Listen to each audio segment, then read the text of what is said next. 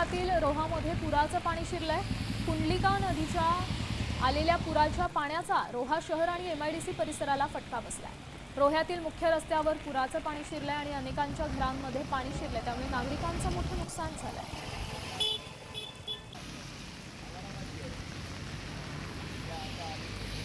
गेली 4 दिवस सुरू असलेल्या जोरदार पावसानंतर रायगड जिल्ह्यामध्ये पूर सदृश परिस्थिती निर्माण झालेली आहे।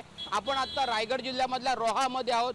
या ठिकाणी पाहिलं तर सकाळपासूनच कुंडलिका नदीने धोक्याची पातळी ओलांडली आहे। त्यानंतर रोहा शहराला पूर्णपणे पुराच्या पाण्याचा वेढा बसलेला आहे। आता हा रोह्याचा मुख्य रोड आहे। मुंबई गोवा महामार्गावरून कोलाड येथून रोह्याला जोडणारा मुख्य रोड आहे आणि यावर पाहिलं तर साधारणतः ढोपरभरच्या आसपास पाणी आहे आणि या पाण्यातून मार्ग काढत अनेक वाहनं बाहेर पडताना आपल्याला दिसत आहे। अशी संपूर्ण परिस्थिती आहे ती रोहा शहरामध्ये आपल्याला पाहायला मिळते। ठिकठिकाणी घरांमध्ये देखील पाणी शिरलेलं आहे। एकंदरीत कुंडलिका नदीला आलेल्या पुरामुळे रोहामधील संपूर्ण जनजीवन विस्कळीत झालेलं आपल्याला पाहायला मिळतंय।